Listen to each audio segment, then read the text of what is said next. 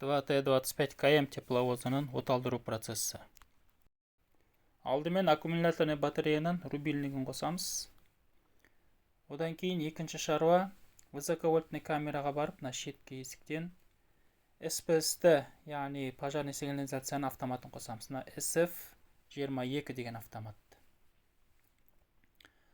Одан кейін кабинаға барып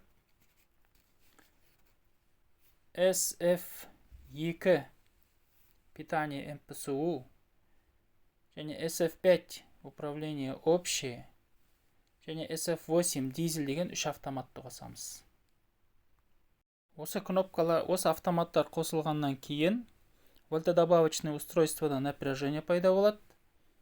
Және УОИ дегеніміз міне мынау устройство обработки информации деп аталады.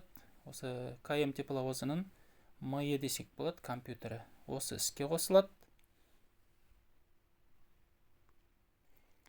Одан кейін 367 кранды іске қосамыз.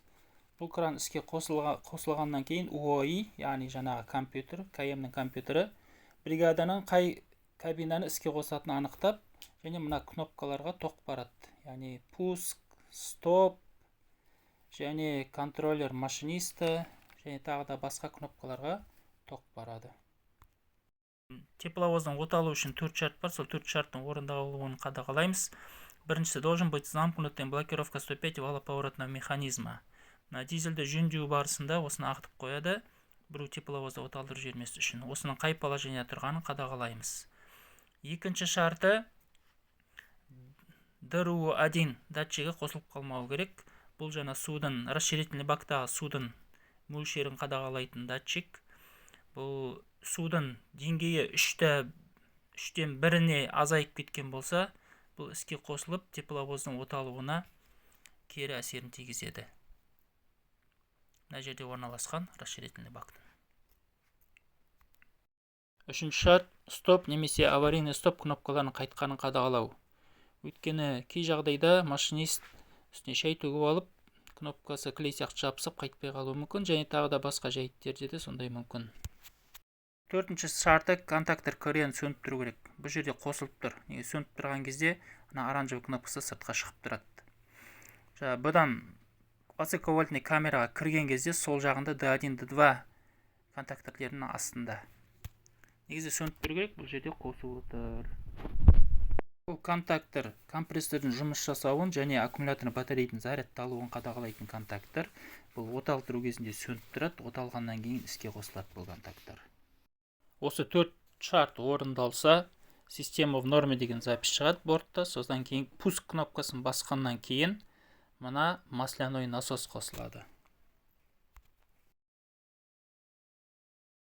Масляной насосты қосатын контактор, міне мына бір контактор КМН деп аталады.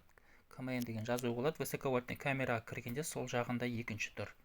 Мынау қазір қосулы тұр. Қосылып тұрған оранжевый кнопканың ішіне кіріп тұрғаннан білеміз, және мына бір контактор темірлер бір-біріне тиіп тұр. Содан білеміз. Бұны қосу үшін предохранитель PR4 25 амперлік сол арқылы қосылады. Бұл машинист жағында мына қазір тормозной шкафтан ориентир жасауға болады. Модуль тормозной шкафа міне мына жерде тұр. Сол жағында міне екінші есік. Осы екінші есікті ашамыз. Және егер масляной насос қосылмайтса, осы PR4-тен болуы мүмкін, предохранительден. Бұл жаңа оталып тұрған секцияның несін ауыстыруға болады. Екінші оталып тұрған секцияда осы PR4-ді алып, орындарын ауыстырып, осы оталмай тұрған секцияны оталдыруға болады. Және айдың қысымы 0.25, яғни 0.125-ке жеткенде топливный насос қосылады. Топливный насос тепловоздың машинист жағында мына бір темірдің астында орналасқан.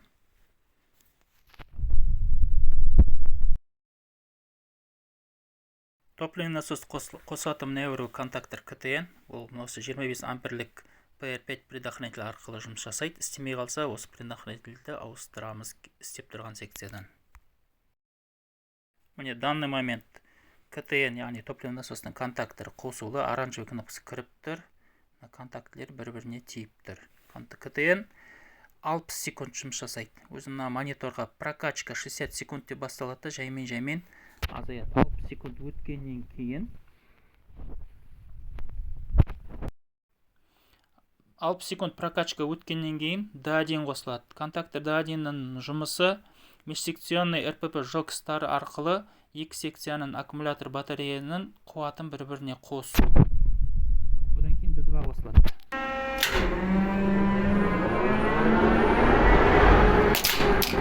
D2 контакторның жұмысы стартерді қосу. Стартер айналып дизельді оталдырады.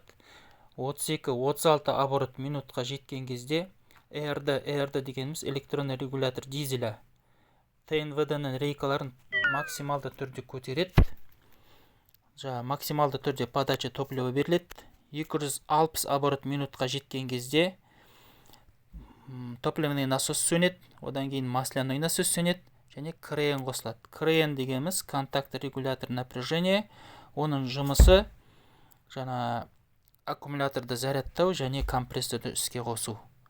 Міне 350 оборотқа жеткеннен кейін дизель оталды деп есептеледі. Және хайзмен қосылады. Хайзмен әрбір цилиндрді бөлек өзі жұмысқа қосады.